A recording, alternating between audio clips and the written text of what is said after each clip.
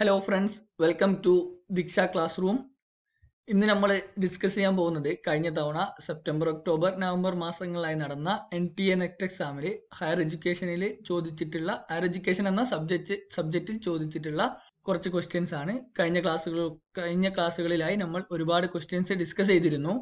ഇന്ന് നമ്മൾ കുറച്ചുകൂടി ക്വസ്റ്റ്യൻസ് ഹയർ എഡ്യൂക്കേഷനിലെ കഴിഞ്ഞ തവണ ചോദിച്ച കുറച്ചുകൂടി ക്വസ്റ്റ്യൻസ് നമ്മൾ ഡിസ്കസ് ചെയ്യുകയാണ്. നമുക്ക് ഒന്നാമത്തെ ക്വസ്റ്റ്യൻ ഏതാണെന്ന് നോക്കാം. സോ ഒന്നാമത്തെ question, as per national skills qualifications framework NSQF, undergraduate BVOC degree program requires completion of how many credits of coursework? ഇതൊരു ഡയറക്റ്റ് ആയിട്ടുള്ള ഒരു ക്വസ്റ്റ്യൻ ആണ്. ഇതിൽ നമുക്കൊരു കൺഫ്യൂഷൻ്റെ ഒരു സാധ്യതയില്ല. നമുക്ക് അറിയാം NSQF നാഷണൽ സ്കിൽസ് ക്വാളിഫിക്കേഷൻ ഫ്രെയിംവർക്കിലെ ഒരു അണ്ടർ ഗ്രാജുവേറ്റ് BVOC ഡിഗ്രി പ്രോഗ്രാമിനെ അത് കംപ്ലീറ്റ് ചെയ്യുവാൻ വേണ്ടിയിട്ട് എത്ര ക്രെഡിറ്റിന്റെ കോഴ്സ് വർക്ക് ചെയ്യണം എന്നുള്ളതാണ് ചോദ്യം. നമുക്ക് 4 ഓപ്ഷൻ തന്നിട്ടുണ്ട്. 60 ക്രെഡിറ്റ്സിന്റെ കോഴ്സ് വർക്കാണ്. 60 ക്രെഡിറ്റ്സിന്റെ കോഴ്സ് വർക്ക് ചെയ്ത് കഴിഞ്ഞാൽ നമുക്ക് ഒരു undergraduate BVOC degree programme complete ചെയ്യാൻ പറ്റും എന്നുള്ളതാണ് ഓപ്ഷൻ എ. ഓപ്ഷൻ ബി പറഞ്ഞത് 60 ക്രെഡിറ്റ്സ് അല്ല 80 ക്രെഡിറ്റ്സ് ആണ് എന്നുള്ളതാണ്. ഓപ്ഷൻ സി പറയുന്നത് 120 ക്രെഡിറ്റ്സ് ആണ് എന്നുള്ളതാണ്. ഓപ്ഷൻ ഡി പറയുന്നത് 180 ക്രെഡിറ്റ്സ് ആണ് എന്നുള്ളതാണ്. അപ്പോൾ നമുക്ക് ഈ 4 ഓപ്ഷനിൽ എത്ര ക്രെഡിറ്റ്സിന്റെ കോഴ്സ് വർക്കാണ് undergraduate BVOC degree programme as per NSQF പ്രകാരം വേണ്ടത് എന്നുള്ളത് നമുക്ക് നോക്കാം. നിങ്ങൾക്ക് ഇതിന്റെ ആൻസർ അറിയുന്നവരുണ്ടെങ്കിൽ അതല്ലെങ്കിൽ നിങ്ങളുടെ ആൻസർ നിങ്ങൾക്ക് എന്ത് ചെയ്യാം, അടിയിൽ കമന്റ് ചെയ്യാവുന്നതാണ്. നമുക്ക് ഏതായാലും ആൻസറിലേക്ക് നോക്കാം. ആൻസർ 180 ക്രെഡിറ്റ് ആണ്. NSQF പ്രകാരം ഒരു അണ്ടർ ഗ്രാജുവേറ്റ് BVOC ഡിഗ്രി പ്രോഗ്രാമിനെ 180 ക്രെഡിറ്റ്സിന്റെ കോഴ്സ് വർക്ക് നമ്മൾ ചെയ്ത് കഴിഞ്ഞാൽ നമുക്ക് എന്ത് കിട്ടും, undergraduate BVOC degree programme നമുക്ക് കംപ്ലീറ്റ് ചെയ്യാം എന്നുള്ളത് നമുക്ക് മനസ്സിലാക്കാം. അതുപോലെ ഈ ക്വസ്റ്റ്യനുമായി ബന്ധപ്പെട്ടിട്ട് നമ്മൾ മനസ്സിലാക്കേണ്ട കാര്യം ഒന്നാമത്തതായി NSQF എന്താണ് എന്നുള്ളതാണ്. പലപ്പോഴും നെറ്റ് എക്സാമിൽ നമ്മൾ നേരിട്ടുള്ള ഒരു ക്വസ്റ്റ്യൻ ആണ് അബ്രിവിയേഷൻ എന്താണ് എന്നുള്ളത്, അല്ലെങ്കിൽ ഫുൾ ഫോം എന്താണ് എന്നുള്ളത്. അപ്പോൾ അടുത്ത തവണ ചിലപ്പോൾ ഈ കഴിഞ്ഞ തവണ ചോദിച്ചത് NSQF പ്രകാരം ഒരു അണ്ടർ ഗ്രാജുവേറ്റ് BVOC ഡിഗ്രി പ്രോഗ്രാമിന് എത്ര ക്രെഡിറ്റ്സിന്റെ കോഴ്സ് വർക്ക് കംപ്ലീറ്റ് ചെയ്യണം എന്നുള്ളതാണെങ്കിൽ ചിലപ്പോൾ അടുത്ത തവണ ചോദിക്കുക NSQF സ്റ്റാൻഡ്സ് ഫോർ എന്നായിരിക്കും, അല്ലെങ്കിൽ ഫുൾ ഫോം ഓഫ് NSQF എന്നായിരിക്കും. അപ്പോൾ നമ്മൾ മനസ്സിലാക്കുക, NSQFന്റെ ഫുൾ ഫോം എന്നുള്ളത് നാഷണൽ സ്കിൽസ് ക്വാളിഫിക്കേഷൻസ് ഫ്രെയിംവർക്ക് എന്നുള്ളതാണ്. നമ്മൾ മറക്കരുത്, NSQFന്റെ full form national skills qualification framework എന്നുള്ളതാണ്.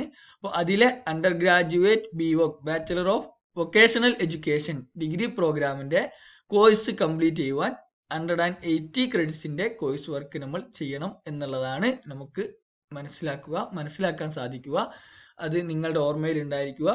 അതുപോലെ തന്നെ ഈ NSQFുമായി ബന്ധപ്പെട്ട് നമ്മൾ മനസ്സിലാക്കുക, നമ്മുടെ ഈ ചോദ്യം വന്നിട്ടുള്ളത് bachelor of vocational education degree complete ചെയ്യുവാൻ എത്ര ക്രെഡിറ്റ്സിന്റെ കോഴ്സ് വർക്ക് കംപ്ലീറ്റ് ചെയ്യണമെന്നായിരുന്നു. നമ്മൾ മനസ്സിലാക്കി 180 ക്രെഡിറ്റിന്റെ കോഴ്സ് വർക്ക് കംപ്ലീറ്റ് ചെയ്ത് കഴിഞ്ഞാൽ NSQF പ്രകാരം BVOC ഡിഗ്രി കംപ്ലീറ്റ് ചെയ്യുവാൻ സാധിക്കും എന്ന് നമ്മൾ മനസ്സിലാക്കി. ഇനി ചിലപ്പോൾ അടുത്ത തവണ ചോദിക്കുക ഇതിന്റെ അഡ്വാൻസ് ഡിപ്ലോമയ്ക്ക് എത്ര ക്രെഡിറ്റ്സ് ആണ് എന്നുള്ളതായിരിക്കും. Total credits awarded for advanced diploma എന്നായിരിക്കും ചോദിക്കുക. അങ്ങനെയാണെങ്കിൽ അത് 120 ആണ്. ഇനി ചിലപ്പോൾ അവർ ചോദിക്കുക NTA നെറ്റ് എക്സാമിന് ചോദിക്കുക NSQFന്റെ ഒരു ഡിപ്ലോമ കോഴ്സിന് എത്ര ക്രെഡിറ്റ്സ് ആണ് ടോട്ടൽ ഉള്ളത് എന്നായിരിക്കും. അത് 60 ആണ്. അതുപോലെ സർട്ടിഫിക്കറ്റ് കോഴ്സിനുള്ളത് 30 ആണ്.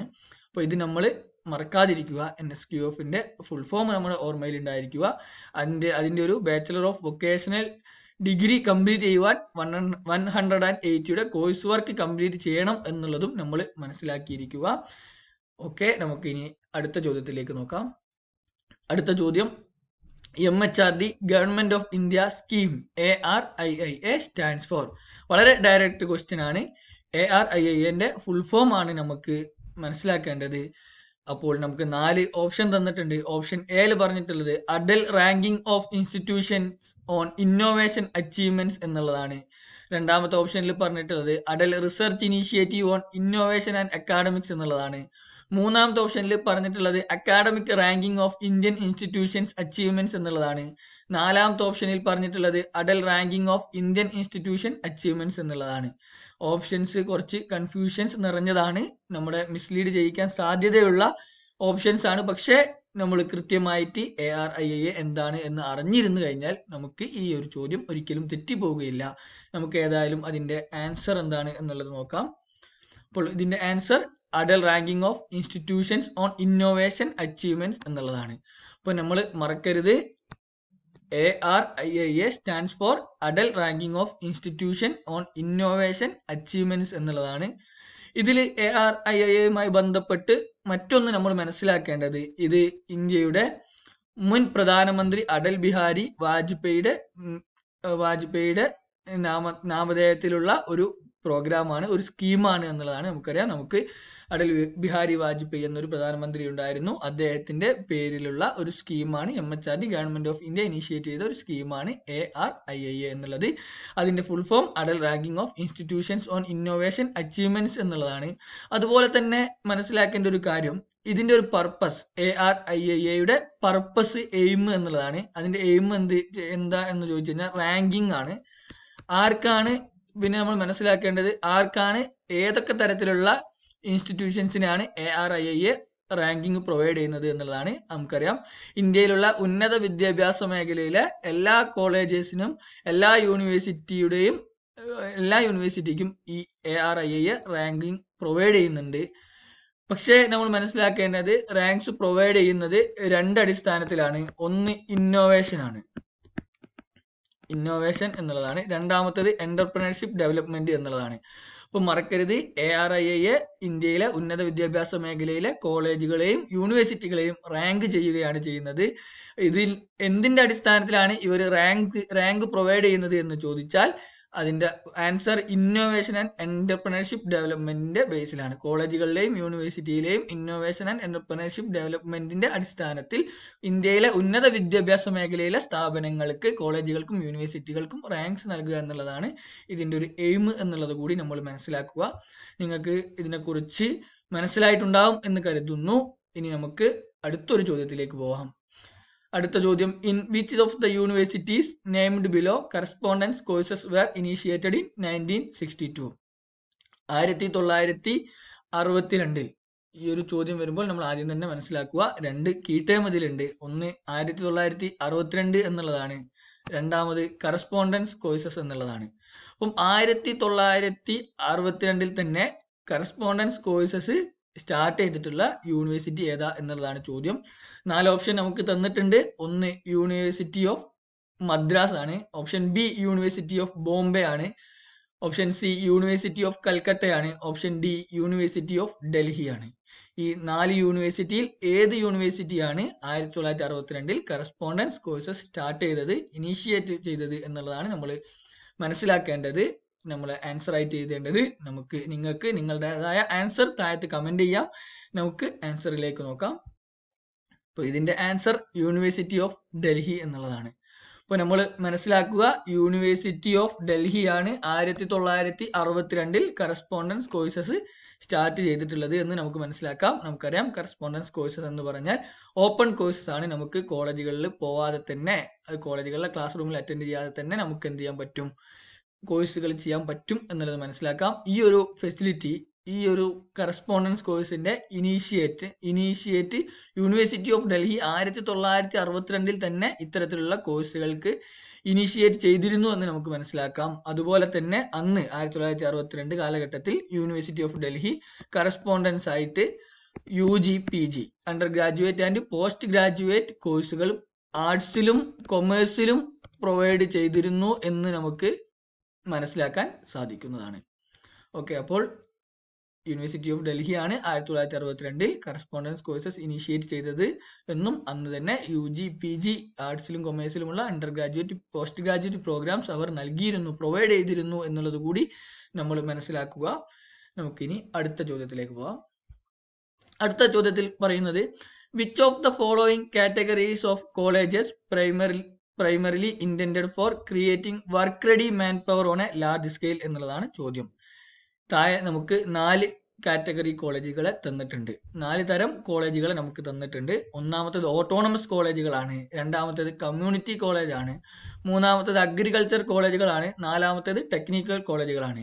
ഈ 4 തരത്തിലുള്ള കോളേജുകളിൽ ഏത് കോളേജാണ് പ്രൈമറിലി ഇൻറ്റൻഡഡ് ഫോർ, അതായത് ക്രിയേറ്റും work ready manpower on a large scale, ഈ ഒരു ലാർജ് സ്കെയിലിലേക്ക് ഒരു വർക്ക് റെഡി മാൻ പവറിനെ ക്രിയേറ്റ് ചെയ്യുന്നതിന് വേണ്ടി ഉദ്ദേശിച്ചുകൊണ്ട് സ്റ്റാർട്ട് ചെയ്തിട്ടുള്ള കോളേജ് ഏത് എന്നാണ് ചോദ്യം. നിങ്ങളുടെ ആൻസർ നിങ്ങൾ കമൻറ്റ് ചെയ്യാം. നമുക്ക് ആൻസറിലേക്ക് നോക്കാം. So answer is community college. So നമ്മൾ മറക്കരുത്, കമ്മ്യൂണിറ്റി കോളേജ് ആണ് creating work ready manpower on large scale, large സ്കെയിലിലെ മാൻ പവറിനെ ക്രിയേറ്റ് ചെയ്യുവാൻ വേണ്ടിയിട്ട് ഉദ്ദേശിച്ചിട്ട് ഗവൺമെന്റ് ഓഫ് ഇന്ത്യ സ്റ്റാർട്ട് ചെയ്തിട്ടുള്ള കോളേജാണ് കമ്മ്യൂണിറ്റി കോളേജ് എന്നുള്ളത്. അപ്പോൾ മറക്കരുത്, കമ്മ്യൂണിറ്റി കോളേജാണ്. ഇത് ഇനീഷ്യേറ്റഡ് ബൈ MHRD ആണ്. MHRD ആണ് ഇനീഷ്യേറ്റ് ചെയ്തത്. അതും നമ്മൾ മറക്കരുത്. 2014, 2015 വർഷങ്ങളിലാണ് MHRD കമ്മ്യൂണിറ്റി കോളേജുകൾക്ക് തുടക്കം ഇട്ടിട്ടുള്ളത്. അതിൻ്റെ ഒരു പ്രൈമറി ഇന്റൻഷൻ എന്നുള്ളത് നേരത്തെ പറഞ്ഞതുപോലെ 2 കാര്യങ്ങളാണ്. ഒന്ന് creating work ready manpower on large സ്കെയിലാണ്, 2 സ്കില്ലാണ്. നമുക്കറിയാം 2000 കാലഘട്ടത്തിൽ ഇന്ത്യയിലെ വിദ്യാഭ്യാസ മേഖലയിൽ സ്കില്ലുള്ള അല്ലെങ്കിൽ സ്കിൽഡ് ആയിട്ടുള്ള സ്റ്റുഡൻസുകളുടെ അഭാവം വളരെ നേലിച്ചു നിന്നിരുന്നു. ഇന്ത്യയുടെ വിദ്യാഭ്യാസ മന്ത്രിയും അതുപോലെയുള്ള ഉന്നത വിദ്യാഭ്യാസ കമ്മിറ്റികളും കമ്മീഷൻസും ഇന്ത്യയിൽ സ്കിൽഡ് ആയിട്ടുള്ള സ്റ്റുഡൻസിന്റെ അഭാവത്തെക്കുറിച്ച് മുന്നറിയിപ്പ് നൽകിയിരുന്നു. അങ്ങനെ ഇന്ത്യയിലുള്ള വിദ്യാർത്ഥികൾക്ക് ഡെവലപ്പിംഗ് സ്കിൽ പ്രൊവൈഡ് ചെയ്യുവാൻ വേണ്ടിയിട്ടാണ് കമ്മ്യൂണിറ്റി കോളേജുകൾ സ്ഥാപിച്ചിട്ടുള്ളത്. അപ്പോൾ ചിലപ്പോൾ അടുത്ത തവണ നിങ്ങൾക്ക് അഭിമുഖീകരിക്കാവുന്ന ഒരു ചോദ്യം, എന്തായിരുന്നു പർപ്പസ്, കമ്മ്യൂണിറ്റി കോളേജുകൾ സ്റ്റാർട്ട് ചെയ്യുന്നതിന് പിന്നിലുള്ള ലക്ഷ്യങ്ങൾ, എയിം എന്തായിരുന്നു എന്ന് ചോദിക്കാം. അപ്പോൾ നിങ്ങൾ മനസ്സിലാക്കിയിരിക്കുക, എൻഹാൻസ്ഡ് സ്കിൽസ് എമംഗ് സ്റ്റുഡൻസ് എന്നുള്ളതാണ് ഒന്ന്. Enhanced or develop skills among students എന്നുള്ളതാണ് ഒന്ന്. 2 creating work ready manpower on a large scale എന്നുള്ളതാണ്. ഈ കാര്യങ്ങളൊക്കെ കമ്മ്യൂണിറ്റി കോളേജുമായി ബന്ധപ്പെട്ട് നമ്മൾ മനസ്സിലാക്കിയിരിക്കുക. നമുക്കടുത്ത ഒരു ചോദ്യം കൂടിയുണ്ട്. National programme for technology enhanced learning NPTEL was initiated by the MHRD in 2003 to enhance the quality in.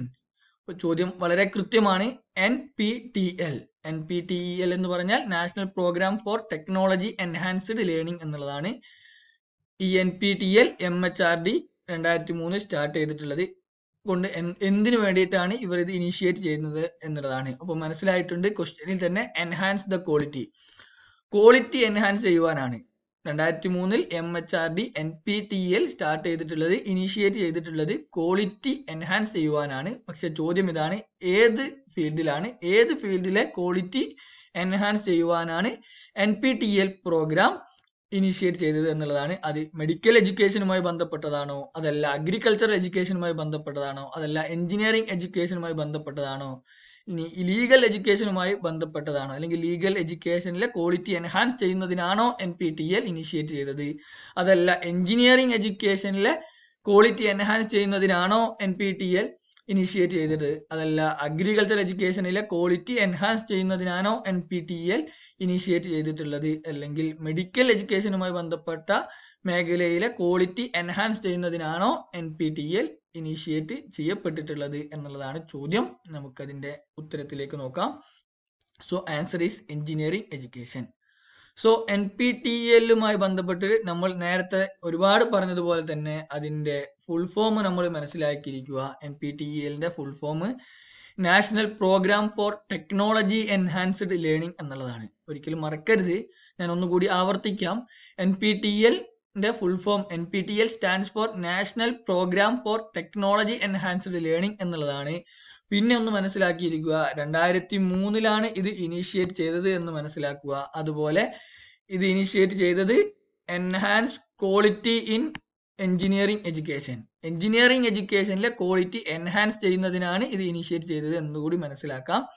അതുപോലെ തന്നെ നമ്മൾ മനസ്സിലാക്കേണ്ട ഒരു കാര്യമാണ്, MHRD മാത്രമല്ല ഈ NPTEL ഇനീഷ്യേറ്റ് ചെയ്യുമ്പോൾ MHRD സ്വയം ഇനിഷ്യേറ്റ് ചെയ്ത ഒരു പദ്ധതിയല്ല. പക്ഷേ MHRDയുടെ കൂടെ ഇന്ത്യയിലെ 7 IITസും ഉണ്ടായിരുന്നു, അതുപോലെ ഇന്ത്യൻ ഇൻസ്റ്റിറ്റ്യൂട്ട് ഓഫ് സയൻസും ഉണ്ടായിരുന്നു.